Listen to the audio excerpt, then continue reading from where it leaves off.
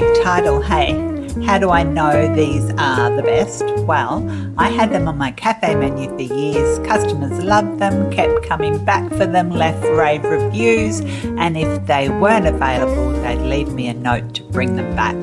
This recipe from Hugh Fernley Whittingstall is so easy. Into a bowl, sift 200 grams of plain flour plus 2 teaspoons of baking powder. Add 35 grams of caster sugar and give everything a little whisk. You'll need 2 eggs lightly beaten and 300 ml of milk. In another bowl, place 150 grams of no sugar added peanut butter. Crunchy is best. You can also just use regular peanut butter, it really doesn't matter.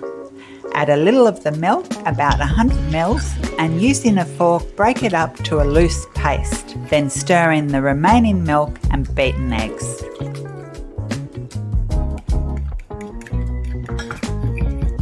Whisk this mixture into the flour mixture. The peanut butter I used today was on the runny side. If you use the more solid peanut butter and the resulting batter is thick, just add a touch more milk, or keep the batter thick and they will puff up like pikelets. Heat a non-stick pan over a moderate heat until nice and hot, then add a little oil and using a ladle or a big spoon, drop in dollops of the batter.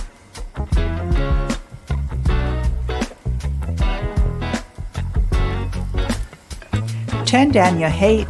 These pancakes take only 1 to 1.5 minutes per side and they can burn easily, so make sure your heat is on like moderately low.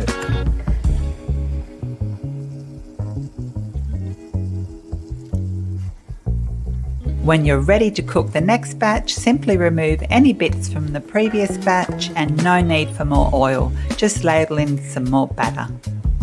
The amount of batter in this recipe makes about 12 pancakes and you can keep the pancake mixture in the fridge for up to 3 to 4 days.